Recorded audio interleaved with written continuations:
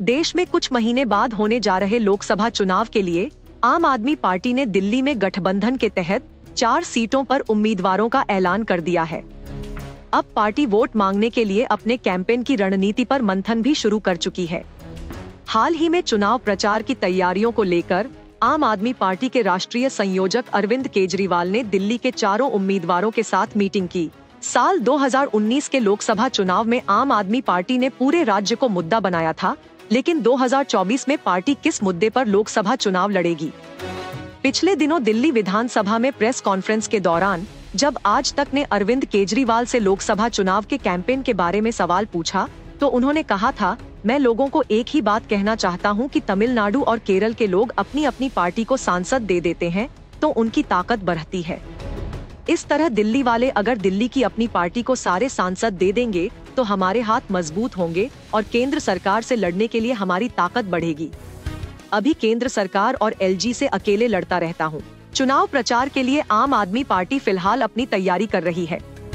आम आदमी पार्टी घर घर जाकर वोट मांगने पर सबसे ज्यादा फोकस करती है और विधानसभा चुनाव की तर्ज पर लोकसभा चुनाव में भी डोर टू डोर कैंपेन की शुरुआत की जाएगी। पार्टी के कैंडिडेट्स जल्द ही अपने प्रचार की शुरुआत करेंगे।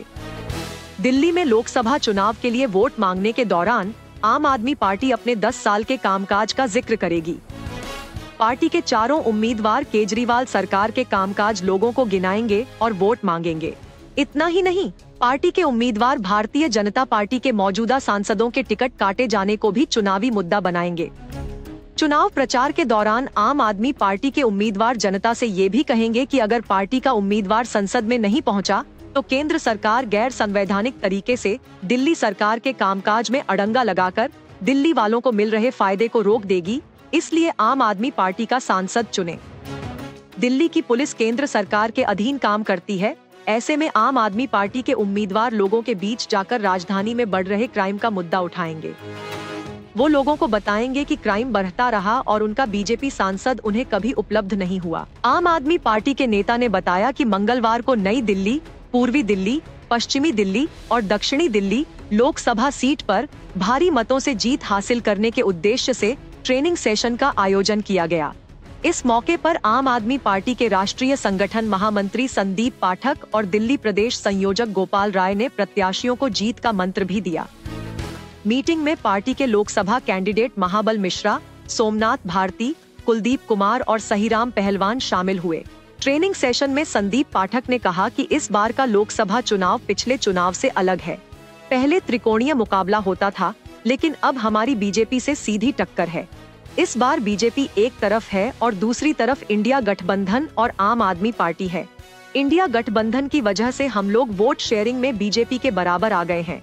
दिल्ली की जनता ने विधानसभा चुनाव में एक तरफा अरविंद केजरीवाल को वोट दिए हैं।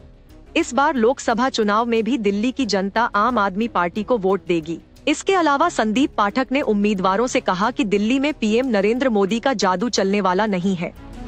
मनीष सिसोदिया और संजय सिंह इस वक्त किन हालातों में रह रहे होंगे, हमें उनके बारे में सोचकर और ज्यादा मेहनत करनी है। हम ऐशो आराम की जिंदगी गुजार रहे हैं और वो लोग काल कोठरी में अंधेरे में बैठे हुए हैं। आप उन लोगों के परिवार के बारे में सोचकर देखिए कि वो किस परिस्थिति से गुजर रहे होंगे। हमारे पास अब लोकसभा चुनाव जीतने के अलावा कोई और विकल्प नहीं है। उन्होंने कहा कि हमें हर हाल में ये चुनाव जीतना ही होगा। हमारे सभी विधायकों, पार्षदों और पदाधिकारियों को साथ मिलकर ये चुनाव लड़ना है और जीतना है।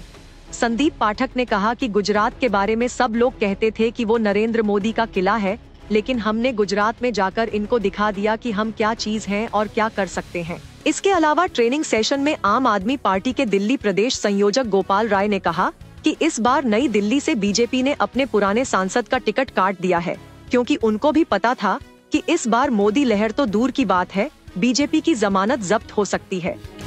दिल्ली की जनता ने पिछले 3 बार से अरविंद केजरीवाल को बहुमत दिया है। अब दिल्ली की जनता ने लोकसभा चुनाव में भी अरविंद केजरीवाल को जिताने का मन बना लिया है। आपको ये स्टोरी कैसी लगी, हमें कमेंट सेक्शन में जरूर बताएं।